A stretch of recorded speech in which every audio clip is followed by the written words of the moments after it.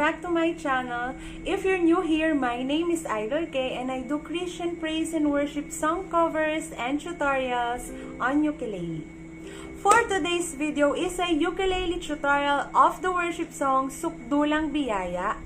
But before we get started, gusto ko muna mag-shoutout sa mga nag-request ng awit na to. Shoutout sa inyo mga sibs, Main R, Queenie Garay, M-Race Vlog, and Niza May Orpano. And special shoutout sa mga nagpapa-shoutout, sina Sweet Leng Leng. Meron siyang YouTube channel na nagko-cover ng praise and worship songs through Kalimba. Shoutout sa'yo Scarlett Esperidon. I believe meron din siyang channel na nag-cover ng mga ukulele songs and may mga chords and lyrics. Shoutout kay Pastor Lloyd Bartolome ng The Messiah Community Church. Special shoutout kay Virgie Martinez. Thank you very much po sa pag-support ninyo sa channel ko, sa palaging ninyong masipag na pagko-comment. Maraming salamat sa inyo. So without further much ado, let's get started. Kunin mo na yung ukulele mo and make sure na ito ay nasa standard tuning ng G, C, E, A. For this song, we're gonna need 6 easy chords. First chord is D. For the beginners, ito po yung D. Sa second fret, index, middle, and ring finger mo. Sa fourth, third, and second string. Always remember na yung string na malapit sa floor, yun yung first. At yung string na malapit sa face mo, yun yung fourth string. So, first, second, third, and fourth. So, ito yung fret, first fret, second fret, third fret, and so on. Okay?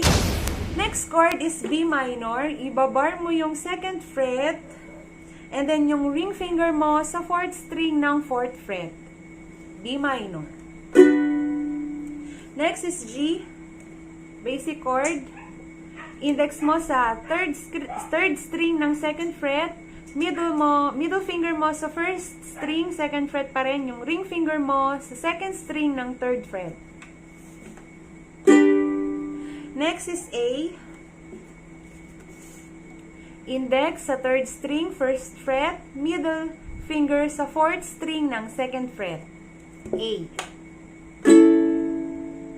Next is F sharp minor.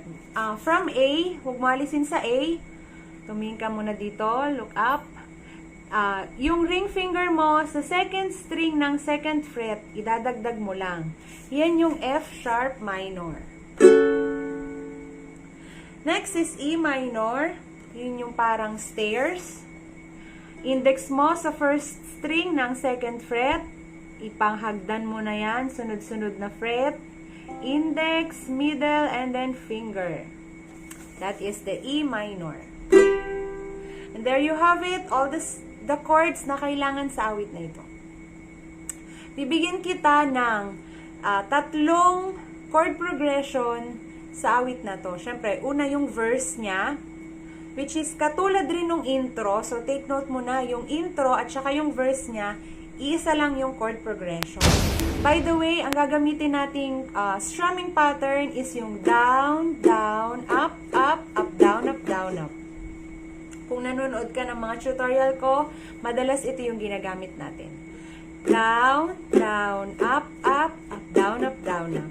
A little bit slower para sa mga beginners.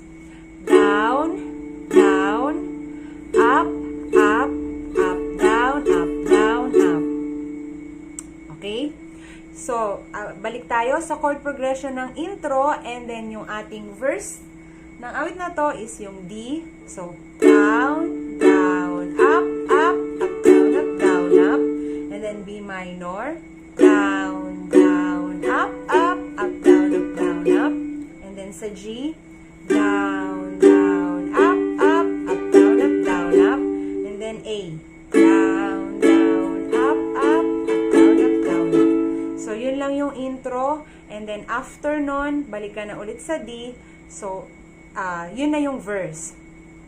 So, intro and verse, gaya ng sabi ko kanina, parehas lang yung chord progression. So, sa intro, yun na nga. Ayan, paulit-ulit ako. Sa verse natin, yung same chord progression, twice mo siyang ipi-play. So, D, up, up, up, down, up, down, up. B minor, down, down, up, up, up, down, up, down, up. And then G, up, up, up, down, up, down, up. And then A. Balik ka ulit sa D. Up, up, up, down, up, down, up. D minor, down, down, up, up, up, down, up, down, up. And then G, down, down, up, up, up, down, up, down, up. And then A. Down, up, up, up, down, up, down. So without me having to say the strumming patterns and the chords, this should sound like this.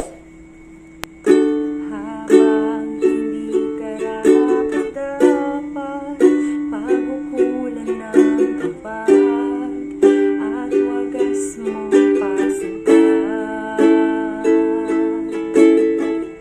Habang walang kakayanan, masuklian ka ng mabuti sa lahat mong ginawa. And then, punta na tayo sa pre-chorus. Sa pre-chorus, another chord progression ang meron tayo dyan. It is B minor, A, G, and A.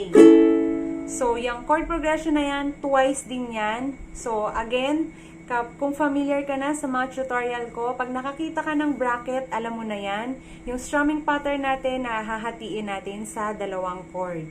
For example, nandyan nakikita mo B minor, down, down, and then lipat mo agad sa A, up, up, up, down, up, down, up, and then punta ka na sa G, down, down, and then A, up, up, up, down, up, down, up.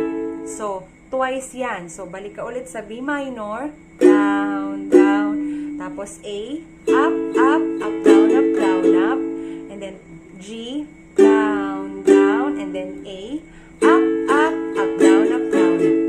So, again, without me having to say the chords and strumming patterns ng pre-chorus, this should sound like this. Yakap mo ako sa aking karuhan. Ibig mo ako nang di kayang tambasan. And there you have it. Next, move na tayo sa chorus. Dito sa chorus, meron tayong another chord progression. Ifo-flash ko na lang sa screen yung lyrics and then yung chords. So, start tayo ulit sa D. Down, down, up, up, up, down, up, down, up. And then B minor. Down, down, up, up, up, down, up, down, up. G. Down, down, up, up, up, down, up, down, up. And then A. Down, down, up, up, up, down, up, down, up. Tapos F sharp minor. Down, down, up, up, up, down, up, down, up. And then B minor. Down, down, up, up, up, down, up, down, up. And then as you can see, meron naman tayong bracket. So, E minor at saka yung F sharp minor ay maghahati sa strumming pattern. So, E minor, down, down. Lipat mo agad sa F sharp minor. Up, up, up, down, up, down, up. And then sa G, down, down. Lipat agad sa A. Up, up, up, down, up, down, up. And then continue again sa D. Down, down, up, up, up, down, up, down, up. And then B minor. Down, down, up, up, up, down, up, down, up. And then G. Down, down, up, up, up, down, up, down, up. A. Down, down, up, up, up, down, up, down, up. F sharp minor. Down, down, up, up, up, down, up, down, up. B minor. Down, down, up, up, up, down, up, down, up. And then E minor. Down, down, up, up, up, down, up, down, up. A. And then D. Down, down, up, up, up, down, up, down, up. Again, gusto ko lang ipaalala ulit, yung pagbabasa ng chords sa lyrics, kung saan nakatapat yung chord, dun ka rin sa lyrics sa letra, dun ka rin start ng iyong pag-strum. Or yung strumming pattern natin. So, para i-demo ang chords without me having to say the chords and strumming pattern, this should sound like this. O Diyos ng katarungan at katwiran na kahit minsan di nabahiran ang kabanalan kagwalhatian. Salamat sa sukdulang biyaya mo, O Diyos ng pag-ibig na mas malawak pa kaysa aking mga pagkakasala. Higit pa sa buhay ko, salamat sa sukdulang biyaya mo.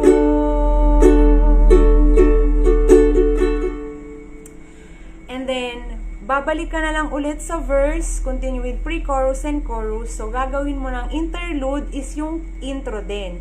So, matatapos ka syempre sa last line ng chorus, dulang biyaya mo, sa D. Idediretso mo na yan. Mula D, up, up, up, down, up. Diretso mo na sa B minor.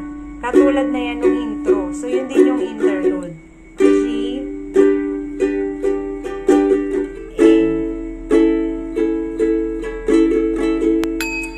and there you have it. Thank you so much for watching. I hope to see you on my next one. If you haven't yet subscribed, please do click that subscribe button. Also with the bell button for you to get notified whenever I upload a new video. Always remember that worship where God isn't moved by the quality of our voice, but the condition of the heart. Love and light to you!